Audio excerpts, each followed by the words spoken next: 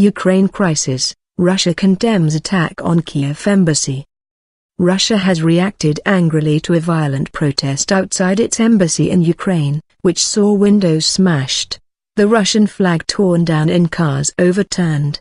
Russia accused Ukrainian police of doing nothing to stop the attack, and called it a grave violation of Ukraine's international obligations.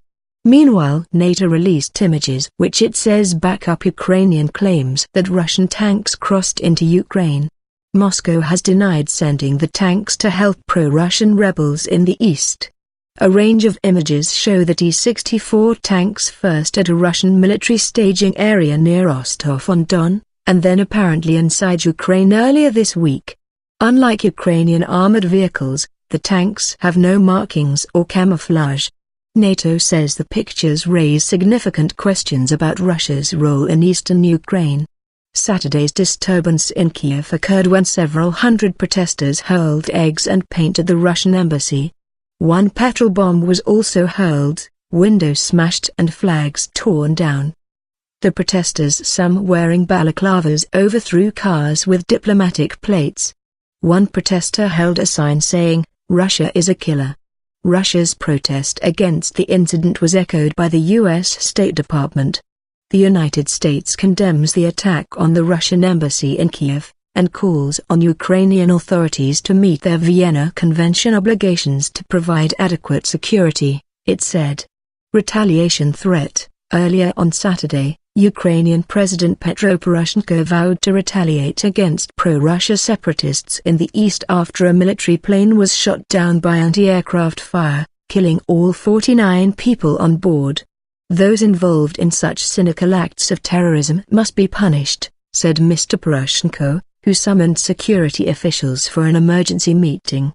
The Ilyushin 76 transport was attacked by separatist forces as it was about to land in the city of Luhansk. It is thought to be the biggest loss of life suffered by government forces in a single incident since the Ukrainian government in Kiev began an operation to try to defeat the insurgency in the east. Rebel fighters were seen combing through the charred wreckage of the plane, southeast of Luhansk, on Saturday. "This is how we work," one of them, who identified himself as Pyotr, told Reuters news agency. "The fascists can bring as many reinforcements as they want, but we will do this every time." The incident came less than a week after pro-Russia rebels launched a series of attacks on Ukrainian forces at Luhansk International Airport. The airport has been under the control of government forces, but the rebels hold most of the rest of the city. The eastern regions of Donetsk and Luhansk declared independence last month. In March, Russia annexed the Crimean Peninsula in the wake of the removal of Ukraine's pro-Moscow President Viktor Yanukovych.